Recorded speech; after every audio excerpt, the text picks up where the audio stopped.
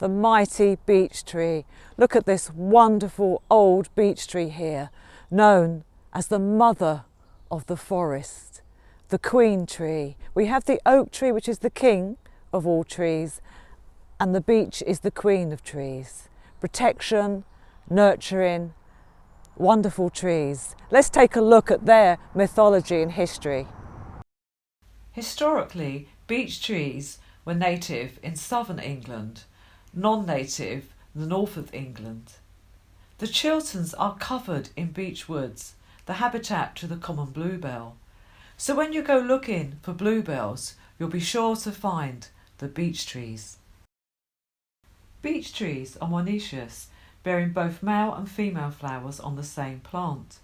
The small flowers are unisexual, the female flowers born in pairs, the male flowers the wind-pollinating catkins.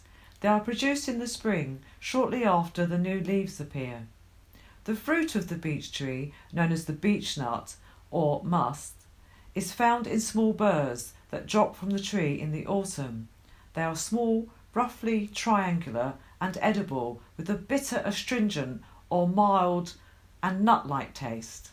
Just like silver birch that was used in Roman times for writing, so was the beech.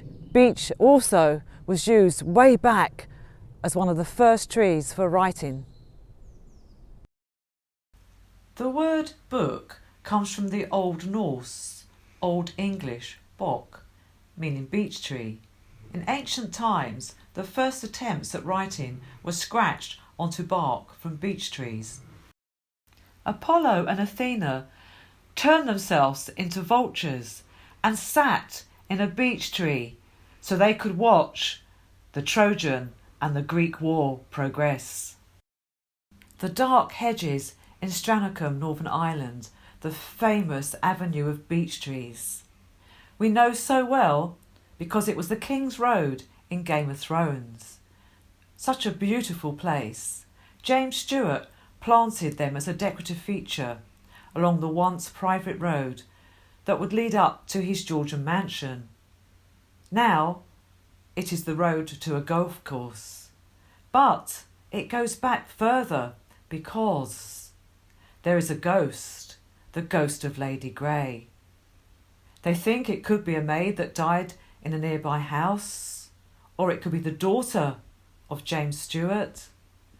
Or at Halloween, Lady Grey is seen, but is joined by tormented souls from the graveyard, which is now unused and no longer seen. It is said a prayer uttered under a beech tree will go straight to heaven and be heard. Something that is very popular with beech trees is the truffle fungus, like summer truffle and autumn truffle. The truffle roots increase the surface area of the tree roots, bringing extra nutrients from the soil into the tree. In return, the tree gives the truffle sugar and glucose to grow because truffles cannot photosynthesize.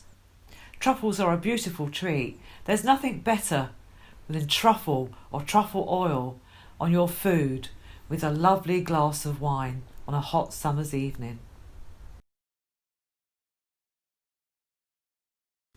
Makelong Beech Hedge in Scotland.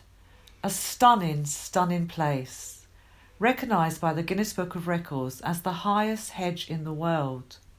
The hedge was planted in 1745 and is 1/3 of a mile long and 100 feet high.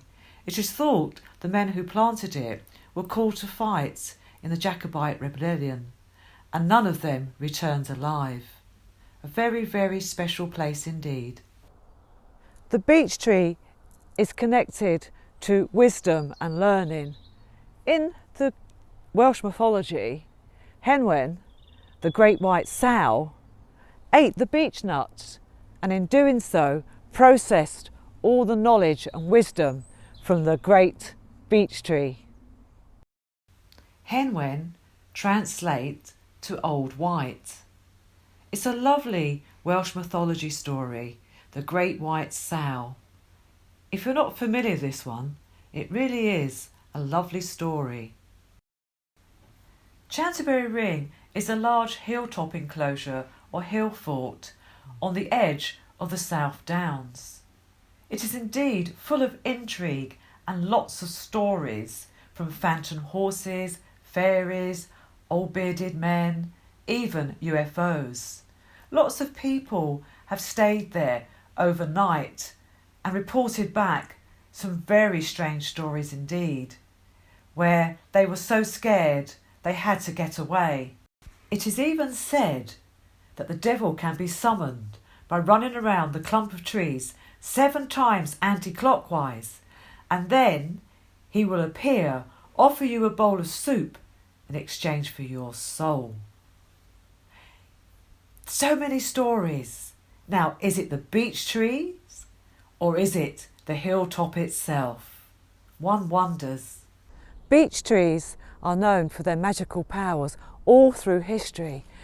They say if you take a piece of the bark or a twig or something off the beech tree, make a wish, plant it in the ground, your wish will come true.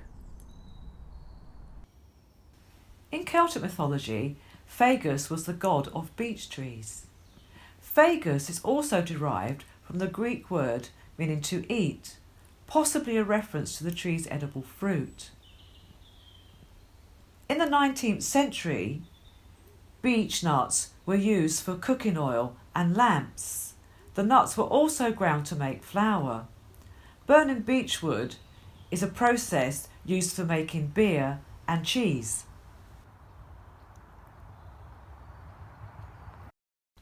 The ancient and primeval beech forests of the Carpathians and other regions of Europe, together with 9 other countries, Albania, Austria, Belgium, Bulgaria, Italy, Romania, Slovenia, Spain and the Ukraine.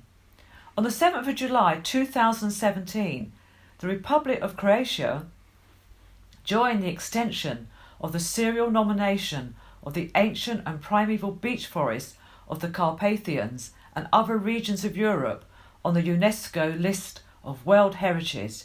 Beech nuts in France are still today made into a substitute coffee. I've never tasted it. I wonder what it tastes like. Also, the beech twigs are used for divining. So if you wanted to find water, they're supposed to be really good for doing that. The common beech is considered our only true native beech tree. They live between 250 and 350 years and grow to a height of 40 metres. In the 17th and 18th century, artists like Rembrandt and Gainsborough used beech soot mixed with water to make a transparent ink pigment called soot brown. Soot was gathered from the chimney after burning wood to make this. Have you heard of the amazing Antarctic beech tree? The Antarctic beech tree grows only in a few spots in Australia. Springbrook National Park is one of these special places. This species of tree once covered Antarctica before the present iced over state. Absolutely amazing. Another famous tree is known as the Witch's Beech, situated in Whipsnade in the Chilterns. It has an amazing girth of 6.39 metres, a super tree with so much history, but the stories vary. The witch's name comes from a local witch from Dunstable and other stories. No one is quite sure, but it's a lovely tree and well worth a visit. Beech trees are perfect for all kinds of animals, especially when they're deep in the forest like this. They make great nesting, food, shelter, and butterflies love the beech tree. The inviting hollow of an old beech tree makes a welcoming place for the forest creatures to rest, sleep and stay safe. Bats, owls, insects all love the beech tree. The beech tree is known as the good luck tree. Many a good luck charm has been made from the beech tree. Tying wishing rods to the beech tree can be traced back to the ancient Celtic custom, and a fallen branch would have a written wish on it, and it was sent to the fairy queen, who would consider your wish. I hope you've enjoyed this episode about the wonderful beech tree. All the trees we've done have got so much history and so much folklore and fun about them. Next time you're in the woods, you can think of all these stories and legends.